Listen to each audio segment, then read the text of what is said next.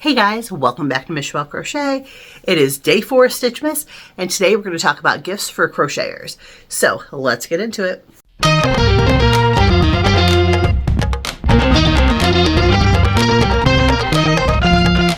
First things first, let's open up our Advent present for the day. Ooh, not crochet related, but who doesn't need a little snack when they're crocheting? Ooh, these are really good. If you've ever had these, leave a comment, down below telling me, what's your favorite, Ghirardelli square? And Whoppers? How fun is that? Oh my gosh, and these are super cute. It's got, holiday theming. These are fun little ones, and they're not going to melt too quick when, I'm crocheting. So that was such a nice one from my husband. All right, let's get into today's video, though. Now, I came up with just a couple ideas that I really like, and I think in general, people who crochet are going to enjoy. Now, I'm going to tell you my favorite one first. Last year, as one of my Advent things that I opened, I got this light, and this neck light is so perfect. You just pop it around your neck. It's got 3 different settings. I really like this, and I don't have to charge it very often. The charge on is really good. This, I think my husband found on Amazon, but I think if you're somebody who does any kind of crafting, if you like reading, crochet definitely. Heck, I even use it sometimes when, if I'm trying to, put a little makeup on or something, I'll set it up in front of me, and it's plenty bright enough, but it's gentle enough that it doesn't totally blind me. And if I'm trying to see something really specific and I'm somewhere where it's kind of dark, this light is great for not just crocheters. But one of my favorite things, probably the favorite thing, I had my Advent stuff from last year at Stitchmas. But yeah, totally big fan of this.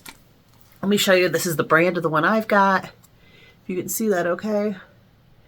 And this one I totally recommend. And it charges just with my cell phone charger. Love this. Favorite thing. Now, another thing that I get a lot of use out of, and I feel like if you crochet, you need this. I have these knit blockers. I'm a big fan, especially of these. If you're trying to block a project, these are so nice. And you get a lot of them. Let me see. You get 20 of them total. You get 12 of the big ones, and then you get 8 of the small ones. But these are nice because they're nice and straight. They've got multiple pins, and if you're using T-pins, which are fine for some things, but with T-pins, it doesn't cover as much ground as these do. And these are nice and firm. I've never had any problems with this. They don't rust. They're definitely one of my favorite things. If you don't have these, I highly, highly recommend these. I have 2 sets of them, and honestly, 2 sets is a pretty fair amount, but I almost want more of these because they're so good. These you could find a lot of different places online, but these are specifically the Knitter's Pride knit blockers. Let me hold that up there in case you're interested. Love, love, love these. So the other thing, I think that even though we're living in a digital world and a lot of people are buying their patterns online and stuff, it is nice to have a physical copy of patterns or books. So I've got just a couple recommendations for books I'm going to show you. I'm not going to go into major detail, maybe in a future video, but these are supposed to be quick videos, just, to give you a little bit of Stitchmas, a little bit of, crochet. This book I've had since I learned how to crochet years and years ago. I love this one. This is the Crocheters Skill Building Workshop. Now, if there's a skill I'm oh, I don't know how to do that. This book is nice for that. It's got so many things. It teaches you how to all sorts of different techniques. How to do basic stitches. It's got all sorts of different kinds of stitches. You can see my book's a little worn because I love this. And as a crocheter, you don't have to continue to build your skills. Once you get the basics, you can do a lot of stuff. But I like to learn new things. I like to build up my skills. And this goes into details about tension and tools and all sorts of stuff.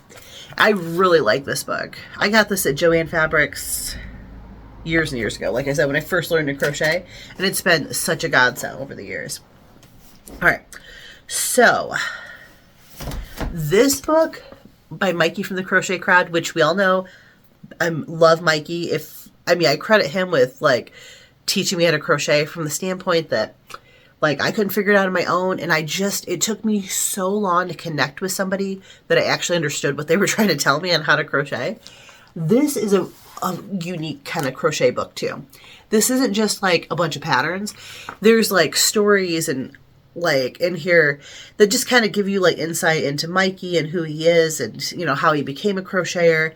And there's so many people there's so much love in this book, people that are featured, and it's just a really nice book. And like I said, it's kind of unique because it's not just like, you know, this is how you crochet, this is, you know, here's some patterns. It like there's these touching stories and like just interesting things in it. And I really like this, and it's got lots of great like pictures in it. All right, so here's another book that I really love. Now, if you like, you know, I mean, some people make only garments, some people make only blankets, but this book is kind of unique because it teaches you how to make different kinds of like artwork. Let me just show you the back of it. So London Kay is like a fiber artist, and she has made all sorts of different like art installations all over the place. And I mean, look at these shoes on the front. Like she yarn bombed these shoes. So this book is a lot about like yarn bombing, and it's very cool because it shows you how to make things, but there's like so many things. Let me just bring it around here. There's so many things in here that just will inspire you. Like, it is just such a cool book. And I mean, a lot of it is just like basic like stitches and stuff, but this book is really, really neat. And I like picking it up so much because it's full of lots of pretty color, and it's just got so much inspiration. Like, this book inspired me to crochet. If you've seen it maybe in one of my other videos, I crocheted a water tower with my husband and I's names on it, kind of like based on the song John Deere Green. And this book kind of inspired me to do something artsy, which is kind of fun and kind of out of the norm, because typically when you think of, you know, crocheting, you're thinking of like blankets, hats, mittens. But this is like how to make all sorts of like amazing things, and this is like just so it will inspire you to just want to dive in to do like artwork and like look outside of the scope of the stereotypical crochet things. So I love that. Now, this book is a treasure to me because my mom bought me this book, you know, when I was like, okay, I want to learn how to, you know, do Tunisian crochet. And, you know, Toni Lipsy, she's like the queen of Tunisian.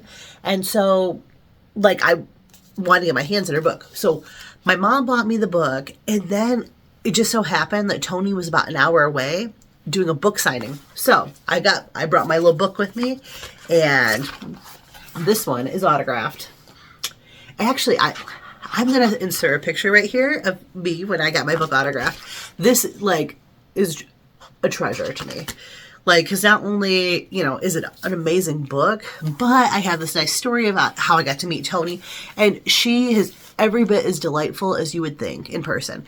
Like, just so nice, and she just radiates like just love and positivity, and meeting her was just like so awesome. Like, I was like quite starstruck when I met her, and I'm telling you, like, I was so thrilled to meet her and get my book autographed.